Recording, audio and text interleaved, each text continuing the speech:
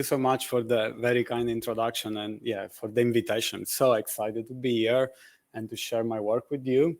So as you say, I did many things, and for this talk, I want to show this dual perspective so we can learn about regulatory genome by destruction and by creation. So I will tell you these two short stories. My lab is passionate about gene regulation, and we are trying to find and map regulatory elements in the genome, but as well to understand cell-fate choices with dynamical model. And we are at the intersection of CRISPR genome editing, machine learning, and single-cell omics. And today I will tell you one story related to CRISPR genome editing and one to generative AI.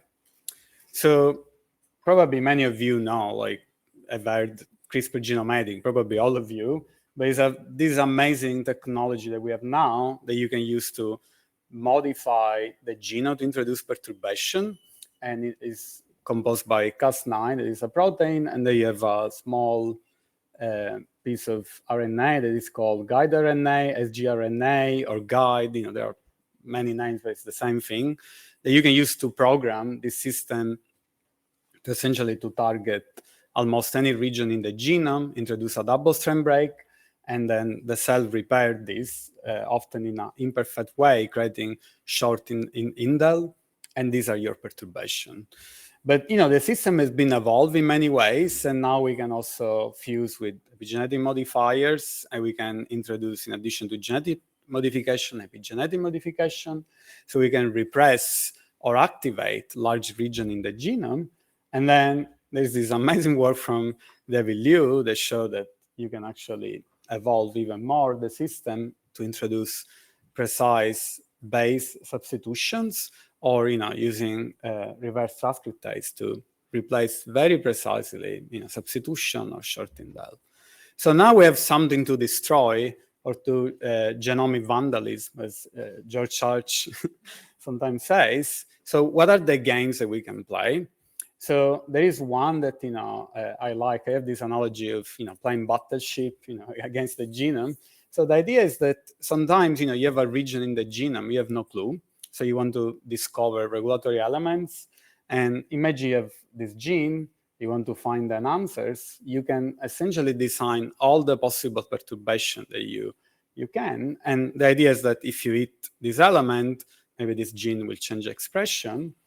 And if you have this element, now you can use genetic perturbation that are more fine resolution, try to map the subregions in this enhancer that may be important. We heard yesterday, for example, you can compress promoters quite a bit.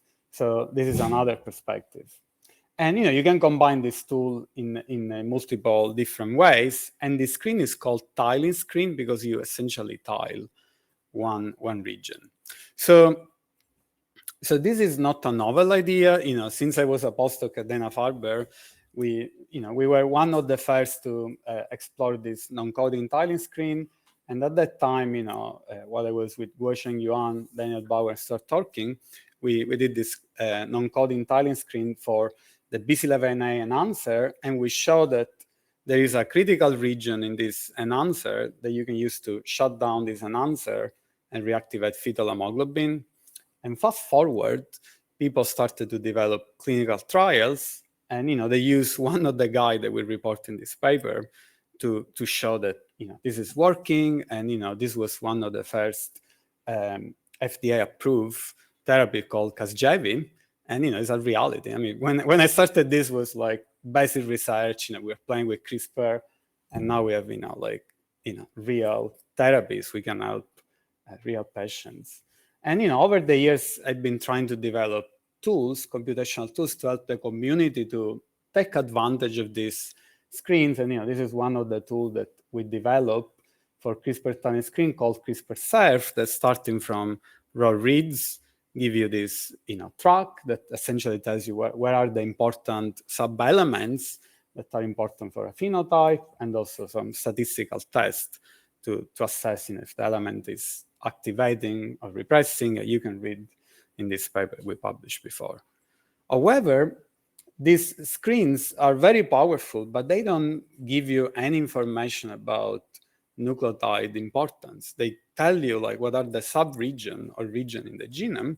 So in the past couple of years, in collaboration with Davide Serrugia and Daniel Bauer Lab, we wanted to develop a new screen we call CRISPR Clear, but we're trying to increase the resolution, trying to link nucleotide level, characterization to the phenotype. So we're trying to establish this genotype to phenotype relationship. And, I need to acknowledge the people that are really, driving this work, Bashir and Zain, Sandra and Anna, that, perform all the work for this experiment. So thanks to them. So let me, introduce the old, school screen. Where, they are still super old, but these screens are called count-based, and the new screen is called CRISPR Clear. So the first step is the same. So the way it works, as I mentioned before, imagine these red blocks. A red box is the region that you want to perturb. For example, an answer. This small segment are the perturbation that you can design. And then after you design, you transfect your cells with this perturbation. And on average, each cell gets one perturbation. You see there are different colors. So now this cell will react to this perturbation. And now you have to decide what is the phenotype that I want to study. Imagine that you have a gene that is highly expressed or low expressed and will respond to this perturbation, or any other phenotype that you can measure with FACS. You can divide this population in the one that have the high phenotype and the one that have the low phenotype. And now you can try to figure out what are the perturbations that are associated. So you do by sequencing, and these are called count-based approach. So what you do, you sequence the region in the genome where you introduce the construct that express the perturbation, right? So the perturbation identity in this way. So you just simply PCR, sequence, you can do short reads, but now you can count how many times you see each individual perturbation in the low and high population. And by looking some kind of enrichment or statistical test, the slide I showed you before CRISPR-Surf, you can do this enrichment score, and you can figure out what are the sub-regions that are important. The problem is that here, you actually don't observe the edits. You don't know what happened. You know that the guide was there, so you make the assumption that the enrichment of the perturbation would be proportional to these functional edits, but you don't see them. And this is a problem because given that the system is not perfect, you have variable efficiency, essentially you cannot truly recover the effect size. And you also don't have any information on the individual nucleotides. So that's why we were unsatisfied with. This is great, but we can say, okay, we want to do better than this. And there is a very simple solution here. So the obvious solution is you don't care about sequencing the perturbation, the guide, but you should sequence the alleles at the site. So what you do is you design primer in the region that you tile, and upon perturbation, you will observe the mutations that you have in this region. So you get a table of allele now, and you have this abundance in the low and the high population. And with this allelic table, you can try to infer what are the important nucleotide, right, with some statistical method. So we move away from guide RNA enrichment to the functional edit. So we can model directly that. And essentially, what you have to do is to design primer to the region that you're modifying. So in terms of modeling, you can throw any regression model. Here, what we did was to use a Bayesian variable selection. So the idea is that X is your encoding for each allele. You have 0, 1. 1 means that you're mutating the individual nucleotide. So the columns are the nucleotide. Y is your, the phenotypic, measurement. You can think as a lawful change. And here, what you want to do is to recover a beta for each nucleotide that explain how much mutating this nucleotide influence your phenotype. And we have this Bayesian variable selection, and this was a great collaboration with Martin Jankowiak that developed this formulation, you also get a posterior inclusion probability.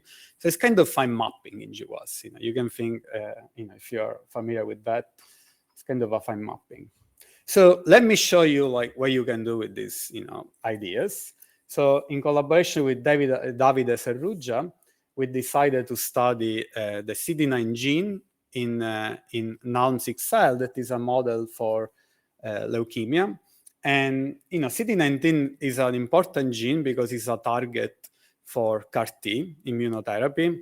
So if CD19 is not expressed enough, CAR-T may not work in this patient. So therefore, it's very important to map all the variation that may modulate the CD19 expression. So we had this hypothesis that upstream of CD19, this region, we hypothesized it was an enhancer for CD19. You see some conservation, like this diffuse K27 acetylation and this peak of ATAC-seq. So we decided before going with this precise modification, let's chop the entire peak. And what you see here is like the heterozygous, homozygous as compared to wild type. The y-axis is the expression. So you clearly see that if you delete this element, the gene is going down. So we know this is an enhancer. And then, we perform this CRISPR clear screen. So there are like 3 ingredients here. First, you need to decide the editor. So here we decided to use base editing because we wanted to do the best saturation mutagenesis. In reality, it's not saturation. We cannot saturate everything because these editors have some constraint on what you can edit, and also we cannot edit all the nucleotides. So we have, 2 editors, one C to T, they can create C to T, and the other one that can create A to G. And then, this was the region, that, we modify. And, we have around 200 perturbation tile in this region with these 2 editors. And then the phenotype is the CD19 fluorescence. By flow cytometry, you can essentially sort the cells based on the CD19 expression. And, what we are going after are mutations that shift down the CD19 level. And, we run, our modeling, we sequence this population, and what you get in output is this, what we call nucleotide maps that should link, at high resolution, your genotype to the phenotype. This is a visualization we created because we had so much information. You can say, okay, we want to put everything in a single map. And, let me zoom in one region that is interesting. So this map works like this. So below you have the reference sequence, and then you have this heat map. Each row is a nucleotide. The circle is the wild type sequence. And then you see you have these squares, and some of them are colored, and some of them are smaller or larger. The color is proportional to the influence of the nucleotide on the CD19 level. And the sides, instead, is your confidence. Remember, we use this Bayesian variable selection. So this is the PEEP. And you see, sometimes, you edit, but, there is no effect. And also the gray are the things that we cannot edit, right? So we are still, we don't have a super dense map, but we start to see many squares that are large and red, right? So these are things that we have confidence that influence the CD19. So we realized that, probably, we are targeting an encoding region. So we want to investigate binding of transcription factors. So the first thing that we did was similar to what people do in, ISM score. We wanted to plot the beta as a nucleotide height. And, now we are in a familiar territory. We are very used to this map. And, we can overlay transcription factor PWM. So here we use, we scan this sequence, and then we try to compare what we mutated is important and what other factor may prefer. For example, here we have a decent binding site for AKZF1, and if you see we have all these mutation A to G or A to G, A to G, and so on, and all these mutation probably will disrupt this factor. They are not compatible, right? And in this case for PAX5, there is one actually you see this A to G is not compatible because here you have A, C, or T. But this one here, here we have A to G. Our model predicts that this will not have any effect. And if you look in PAX5, actually, he preferred the G. So we are actually helping a little bit the binding. So is this true? So we did, we look at ChIP-seq, and we see that indeed AGZF1 and PAX5 bind at this region. And then we wanted to do like a array experiment where we take a single perturbation and see, is that true that if I perturb with a strong, with the best perturbation, one, I see this phenotypic shift. So we took, this SG8 to, one of this guide, and, we see that, indeed there is a population that move away as compared to the negative control. And then we have a positive control where we completely mess up CD19, removing one exon. So, the protein is not functional. So this was one guide for one of the editor. We did the same for the other one. And this experiment we also included additional guide, because, this negative control is in another region in the genome that we know is not important. But these two guides are guides that our model predicted they should not have any effect in this enhancer. And, we see clearly that, there is nothing, that changed CD19. So the summary for the first story is that we have a new way to perform the screens. The idea is quite simple. And here we can perturb and measure the endogenous loci. And this allows you to model from allele, you can model the importance of individual nucleotides. And then based on this importance, you can reason about transcription factor binding. And this can guide you to have hypothesis about how this region works. We have a preprint online, and also we have all the code and protocols are online. So if you're interested to try, please let us know, and we'll be happy to share. So the second part of the talk, I show you, I hope I convince you we can learn by destroying. So now, can we learn by creating? So this is the second project. It's called DNA diffusion. So here we want to leverage genetic models to create new synthetic element that we can use to control chromatin accessibility and gene expression. And this is the work led by Lucas Ferreira and Simon Sanani in my lab. But this was a very large collaboration with many people around the world that helped to make this possible. So kudos to all of them. So probably we don't need an introduction to generative AI. We're already all using. We have already agents that can run the lab for us. But it's amazing, right? You can create images, text, proteins. And we had already a lot of talks describing how can you create DNA. So this talk is about how can we create DNA regulatory elements that are cell type specific. So if you want to train a model that does that, like you have to think about, what give us cell type specificity, which DNA do we want to use? And for this experiment, we use putative enhancers, and we use as a proxy chromatin accessibility. And in terms of modeling, we use a class of models called diffusions. And diffusion models are based on this idea that you want to learn a distribution. So imagine you have sample from a distribution. In this example here in the slide, the distribution is like the images of animals, right? Imagine you have cat, dogs, and all the animals. And you want to learn to create images that look like animals. So the way it works, you sample a point from your distribution, so you take an image and you add noise, and you do this step by step until you get essentially pure noise. And then as you do this multi-step process, you train a neural network that essentially needs to predict the noise that you need to go to the step before, right? So we need to learn to denoise one step at the time, right? So you train this network. So when you go in the forward way, you know the ground truth. So the network can learn, where you added. But now that you train this model, what you can do, you start from pure noise, and the network somehow learn, how to denoise also from this step where you have nothing. And what people have shown is that you can converge to something that will look like an animal or a point of your distribution. So this is the basic idea. There is a lot of math and, but very simple idea. And there is a problem here. So if you have a lot of images, imagine you have cat, dog, and so on. If I sample an animal, it will create, so if I sample from noise, it will create an animal, but we don't know which one.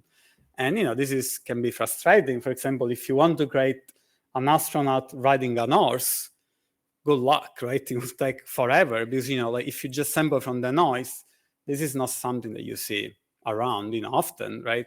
So you have to guide the model to understand what is your intent, right? So this is called, conditional diffusion. So you can provide a prompt to do that. And, people have shown how to train these models and they work quite well.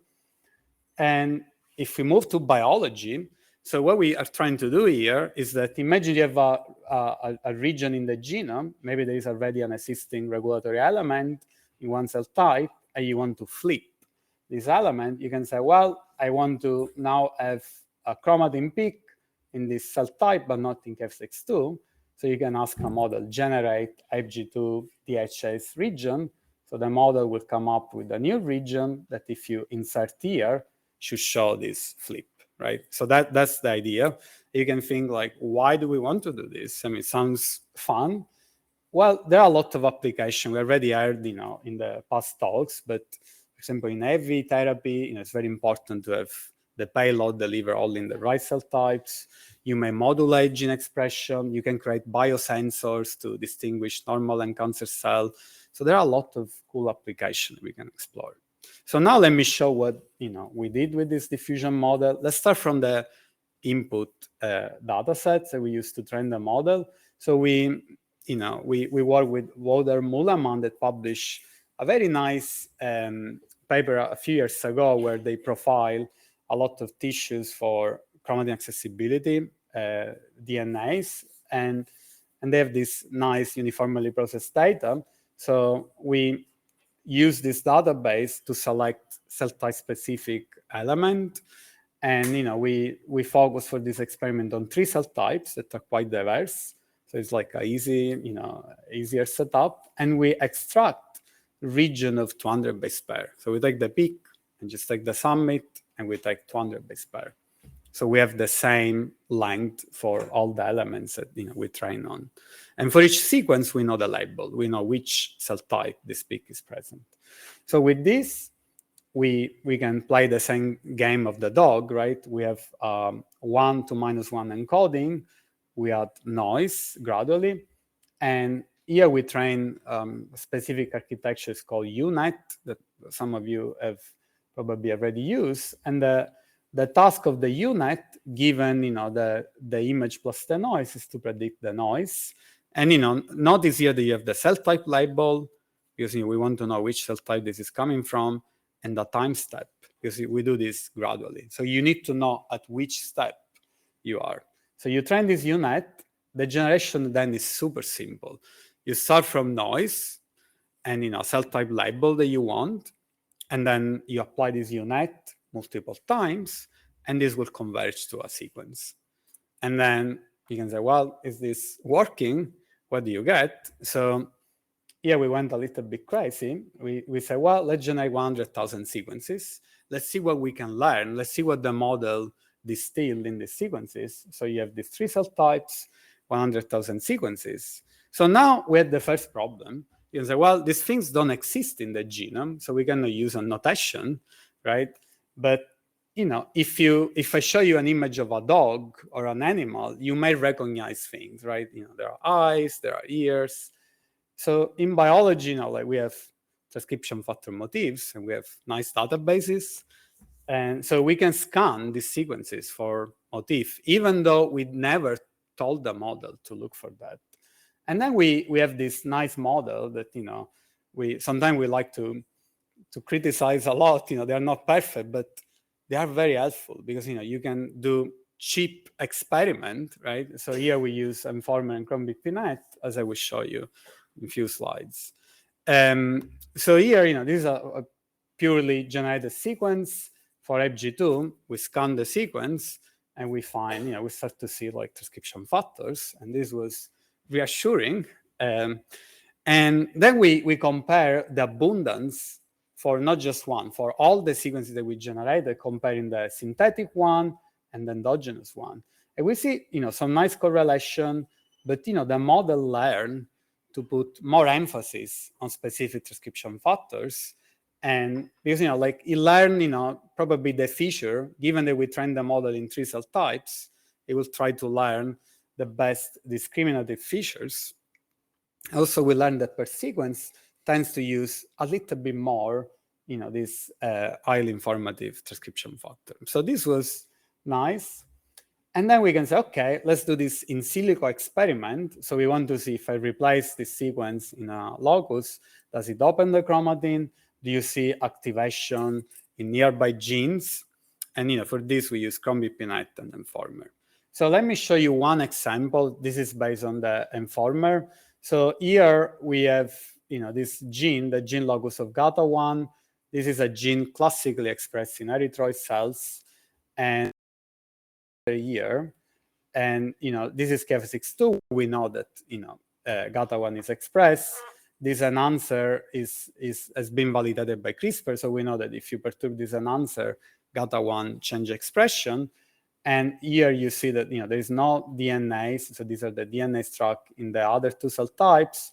And cage that we use to check for expression is present only in KF62, but not in the other 2.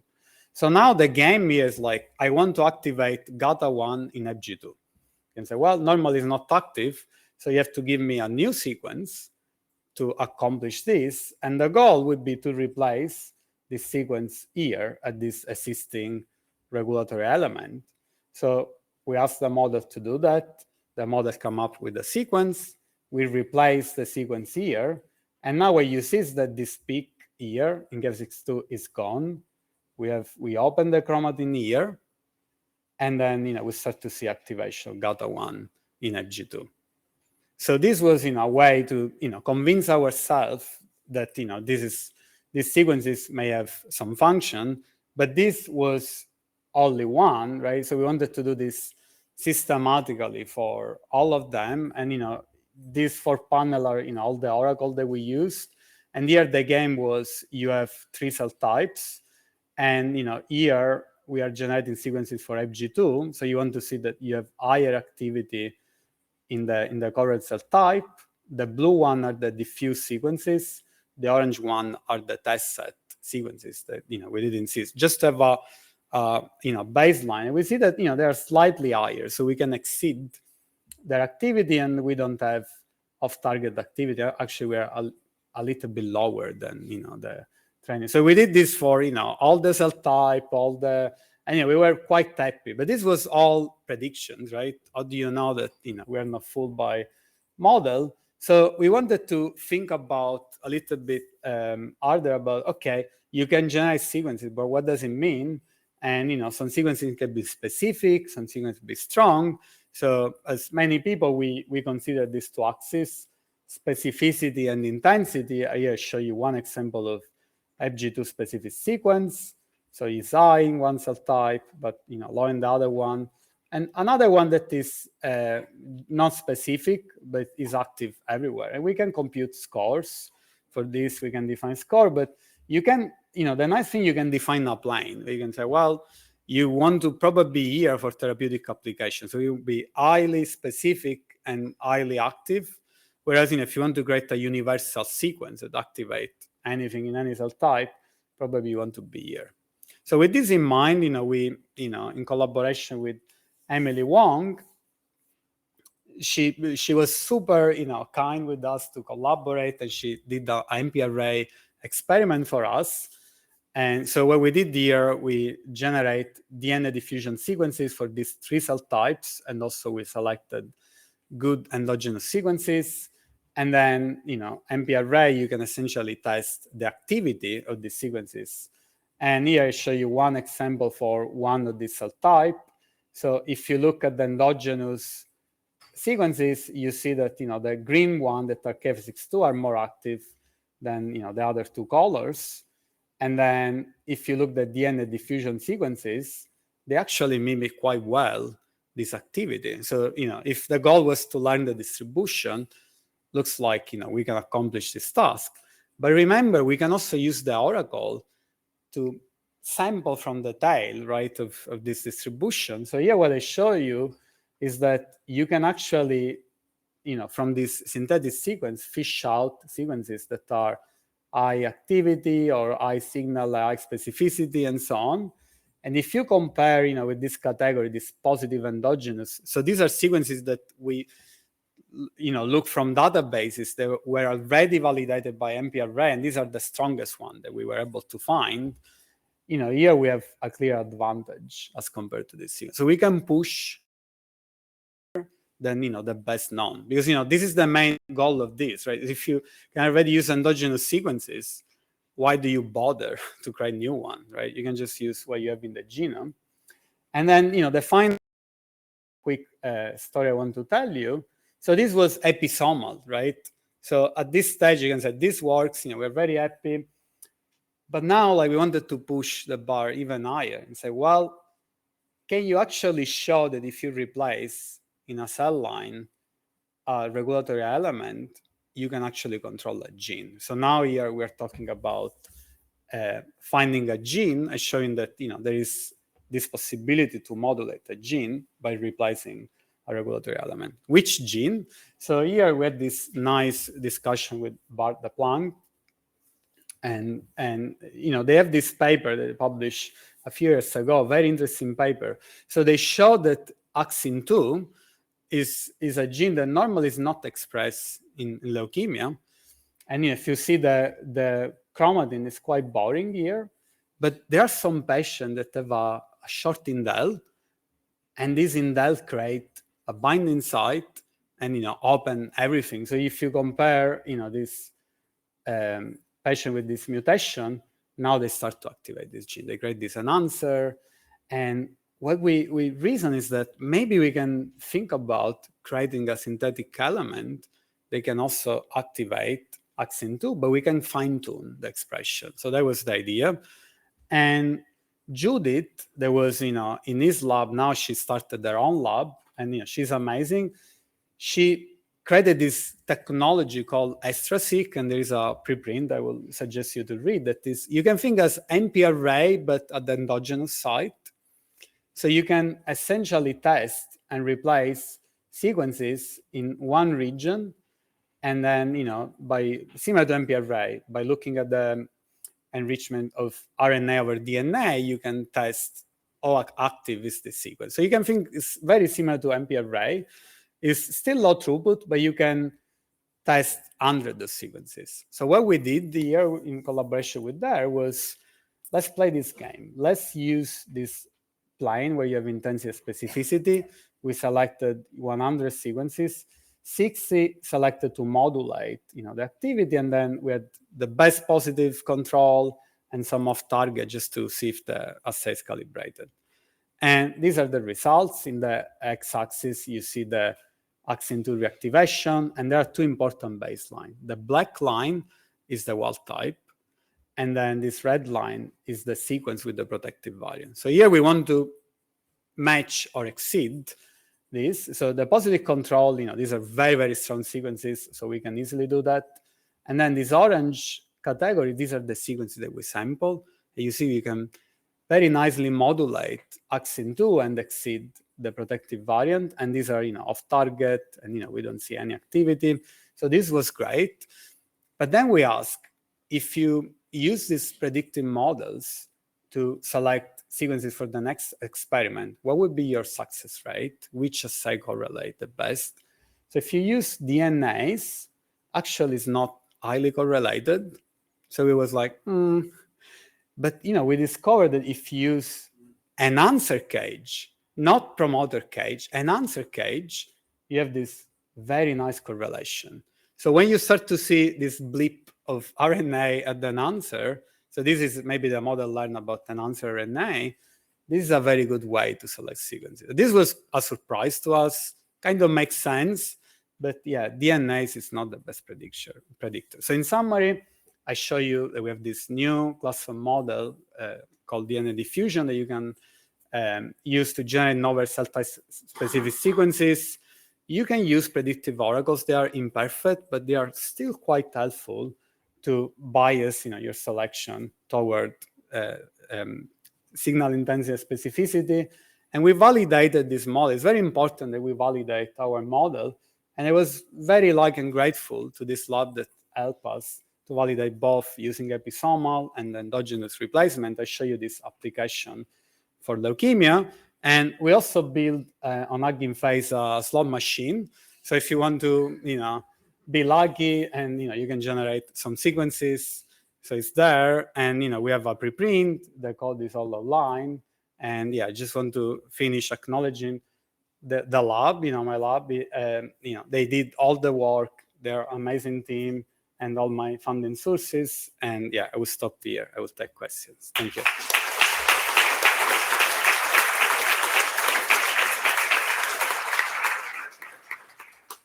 Yeah, thank you very much, Luca. Questions, the audience? I'll take this one first.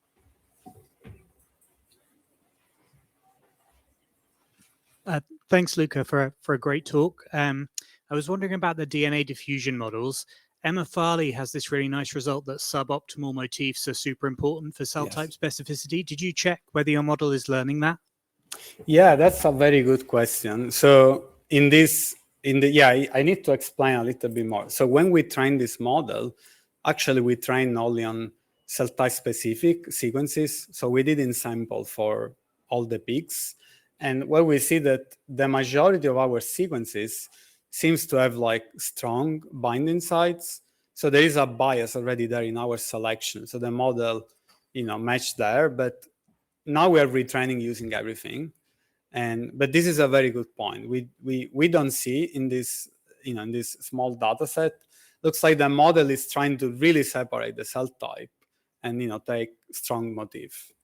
Yeah, very, very good point.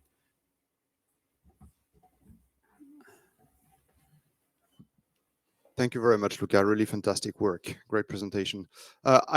Just to make sure I understand, what is exactly your claim about the cage? Is that you train on the cage data or? Yeah, let me explain. So the model is trained only on chromatin accessibility. So the model never saw cage.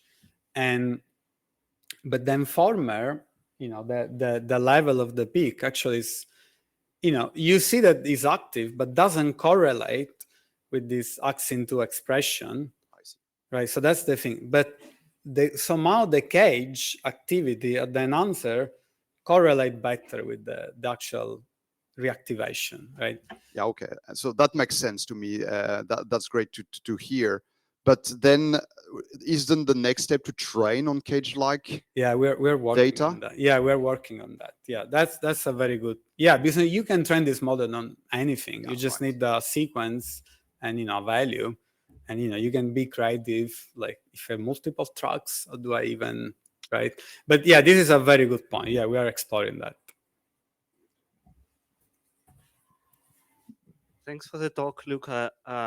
I have a question about DNA diffusion part as well. So if I understand correctly, you train them as models to reconstruct DNA sequences by conditioning on cell type and then evaluate them using oracle models. But is it possible to condition them somehow on oracle models? Yeah, you can. I mean, you can be creative also. You can condition on, one track that you want. You can condition on embeddings. So you can condition. So I think there are a lot of opportunities. We didn't try on conditioning on oracles, but yeah, you can do that. But we didn't do the experiment yet.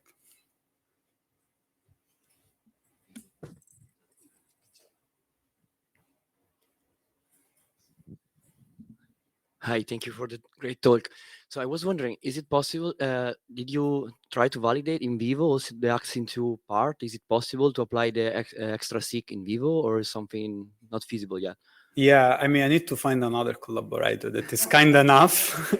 Yeah, if anyone here is interested to, but yeah, that's a very good question. Yeah, we didn't try yet.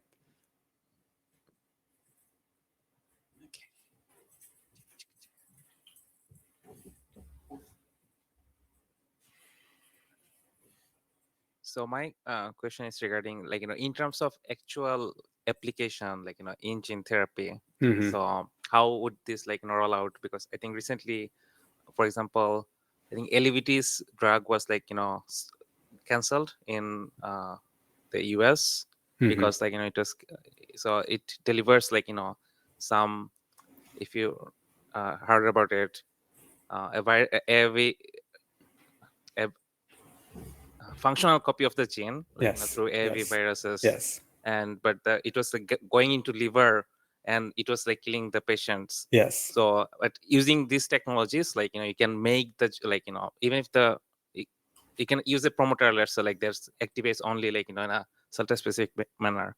So I think we have the technologies now, but how long it might take in actual applications? Yeah, that's a good. I mean, like, maybe if you think about the CRISPR story, like, I will never expect that in 10 years from this new technology they were able to have something out, right? If you think about the time was very fast.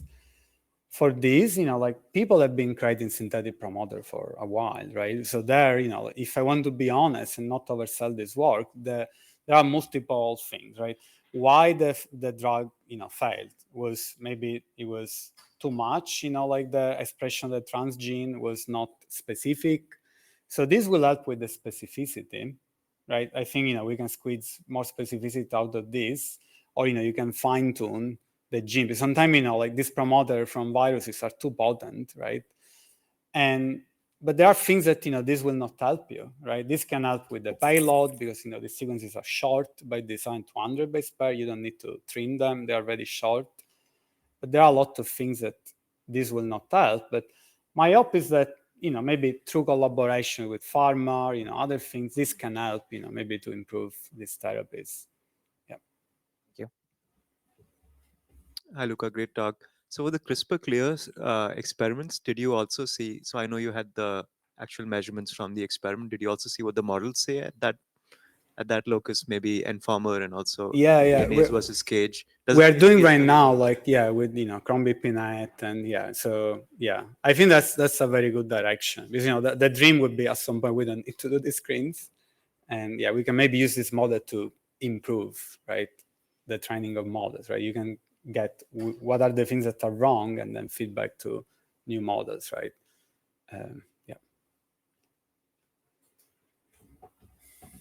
I think we should stop now because there's a short break before the keynote. So thank you very much, Luca. Thank you.